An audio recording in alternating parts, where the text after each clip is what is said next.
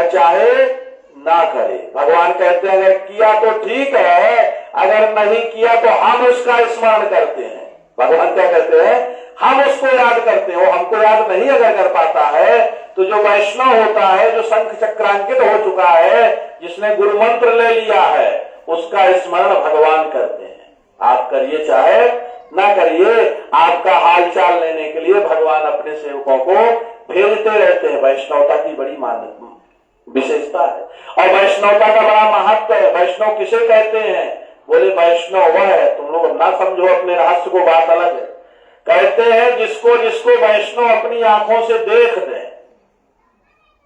यम यम स्पृशति पारिभ्याम यम यम पश्यति चक्षुषा स्थावरण्य विमुच्यन्ते किम पुनः बांधवा जना। जो जड़ है वह भी मुक्त हो जाते हैं। जिसको वैष्णव छू दे, जिसको वैष्णव अपनी आंखों से ममता भरी दृष्टि से देख दे, उसके जीवन में दुख दरिद्रता नहीं रह सकती है। अगर उसकी कृपा मिल जाए किसी वैष्णव की, तो उसके जीवन में किसी प्रकार का कोई अभाव नहीं रहेगा।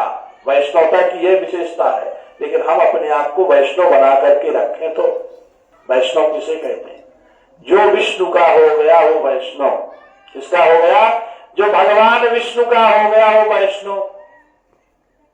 एक का होना है। अब हम पंचायती हो जाते हैं, बन तो गए वैष्णव, लेकिन नवरात्रि आएगी, 9 दिन दुर्गो जी का उतने पूजा करेंगे, उतने मंत्र जपेंगे। उनका मंत्र अपने जपना है, एक ही जपना है, ये ध्यान देना।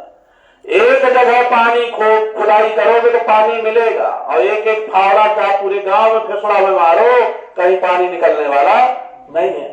एक दिन शंकर जी को मनाओगे, दूसरे दिन दुर्गा जी के यहाँ चले जाओगे, तीसरे दिन काल भैरव के पहुंच जाओगे, और उससे परसों फिर अगले दिन जाकर के काली मैया, फिर गणेश जी, और फिर राम जी, तो किसी दिन श्याम जी, ऐसे ऐसे जाकर के दरवाजा बदलते रहो, फावड़ा मारते रहो, कुछ मिलने जुलने वाला नहीं। खुदाई एक जगह कर। गुरु जी ने जो मंत्र दिया है, पूर्ण विश्वास के साथ उस मंत्र का जाप करना चाहिए। अगर भजन, और एक चीज जान लो, जीवन में कुछ भी करते रहो, अगर दान नहीं किया और भजन नहीं किया तो सब बेकार। कुछ भी तुमने किया हो, कितना भी पुरुषार्थ कर डाला हो, लेकिन अगर अपने जीवन में तुमने भजन नहीं किया तो तुम्हारा सब बेकार हो। चाहे जितना तुमने परोपकार किया हो, चाहे जितना तुमने कुआ बावड़ी खुदवाई हो, सब बेकार, कोई मतलब नहीं निकलेगा। मूल भजन है। इसलिए अपने गुरु जी के दिए हुए मंत्र का कम से कम 5-5 माला जाप किया करो। किसी से कभी कहना ही नहीं पड़ेगा, लगातार अगर जाप करते रहोगे कि हमारे जीवन में कोई समस्या है। लेकिन हम भजन नहीं करना चाहते हैं, हम आजकल सत्कर्म करना नहीं चाहते, सोचते हैं किसी महाराज जी के माँ भगवती का दिव्य स्वरूप देखिए आप। आदि शक्ति माँ भवानी, विख्यात माता, बहुत ही खूबसूरत दिव्य स्वरूप है माता का। देखिए सिद्धपीठ है माई का, आदि शक्ति माँ भवानी भौमोक्षणी। हाथ में जाकर के जो है तो उसका साइड इफेक्ट हुआ, कोई मतलब नहीं निकलेगा। तो इसलिए अपने गुरु जी के द्वारा दिया हुआ जो मंत्र है, अपनी जो वैष्णव पद्धति है, वैष्णव को एकादशी जरूर रहना चाहिए। जाने अनजाने कभी कभी हम एकादशी नहीं रहते हैं, अन्न खा लेते हैं। मालूम क्या लिखा है, पाप खा रहे हो। क्या खा रहे हो, वो चावल नहीं खाते हो, रोटी नहीं खाते हो, अन्न में उसमें पाप का वास रहता है। आप जितना अन्न एकादशी के दिन खाओगे उतना पाप खा रहे हो। भोजन के रूप में जो खा रहे हो अन्न, वो क्या खा रहे हो, पाप का भक्षण कर रहे हो। इसलिए जो वैष्णवता के नियम है, उन सब नियमों का पालन करिए। किसी के सामने कोई अभाव नहीं रहेगा, ना किसी के सामने कुछ कहना पड़ेगा। लेकिन हमारे हाथ में चाबी लग गई, लेकिन हम ताला नहीं खोल पा रहे, इसका मतलब क्या है, अभागा ही तो माना जाएगा। सारी चीजें हैं। योग्य गुरु से आप वैष्णव भी बन गए, ऐसे ऐसे महापुरुषों की कृपा भी आपके ऊपर है। अब हमको सिर्फ अपने जीवन को सही रास्ते पे आगे बढ़ाने की जरूरत है। एडवांस कितना भी बन जाओ, लेकिन उससे कुछ होने जाने वाला नहीं है। लास्ट में तो तुमको आना ही पड़ेगा।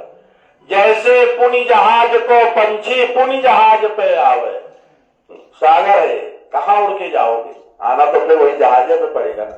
एक समुद्र में जहाज था और बीच समुद्र में जहाज था, और एक पक्षी उसी जहाज के ऊपर बैठा हुआ था। अब उसने सोचा कि हम निकल जाएं। ओड़ा होकर के देखा तो काफी दूर तक गया तो पानी है पानी देखा, उस तरफ गया तो देखा पानी ही पानी है, उस तरफ गया तो पानी ही पानी है, चारों तरफ गया पानी ही पानी, लास्ट में आके फिर उसी जहाज पे। हम उड़ते तो आइए हैं, उड़ेंगे भी, लेकिन इनका भोगे रोग भय, भोग में रोग होगा। बहुत ज्यादा एसी में रहोगे, बहुत ज्यादा क्रीम पाउडर लगाओगे तो कह दो त्वचा खराब हो जाए, एसी में रहो तो घुटने में दर्द होने लग जाए, भोगे रोग भय। बहुत ज्यादा लाली लिपस्टिक लगाओगे तो कह दो कोड़ निकल आए, इन्फेक्शन कर जाती है ना, कितने कितने के तो सफेद सफेद हो गया। हम देखे, हम कहे क्या हो गया, बोले गुरुजी क्या लगाए, लाल लाल लिपस्टिक लगाए, उसी से इन्फेक्शन हो गया। तो कहने का मतलब बहुत ज्यादा भोग भोगोगे तो रोग हो जाएगा। और भोगे रोग भयम सुखे क्षय भयम, और सुख का नाश हो जाता है। सुख एक जगह स्थिर नहीं रहता है। हमको कभी गेंद गिल्ली डंडा में मजा आता था, तो कभी क्रिकेट में मजा आता था।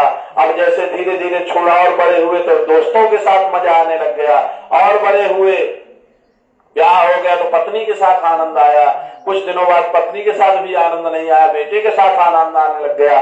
तो जो सुख है हमारा वह क्षीण होता रहता है। एक ही चीज में जीवन बीत जाएगा, आनंद आएगा, ऐसा नहीं है। कभी हमको अपनी माता पिता से बहुत ममता रहती है। जब हम बच्चे रहते हैं तो अपने माता पिता हमको बहुत प्रिय लगते हैं, लेकिन जैसे थोड़ा सा बड़े होते तो मित्र प्रिय लगने लगते हैं, माता पिता उतने प्रिय नहीं लगते। उनको बेवकूफ बना करके भी हम खेलने निकल जाएंगे, क्योंकि मित्र ज्यादा प्रिय होते हैं। तो हमारे जीवन में सुख का क्षय होता रहता है। बहुत ज्यादा बताना नहीं है, वहीं प्रयागराज आइएगा, लगातार 1.5 महीना खूब कथा भागवत दिन रात प्रवचन, चारों तरफ खाली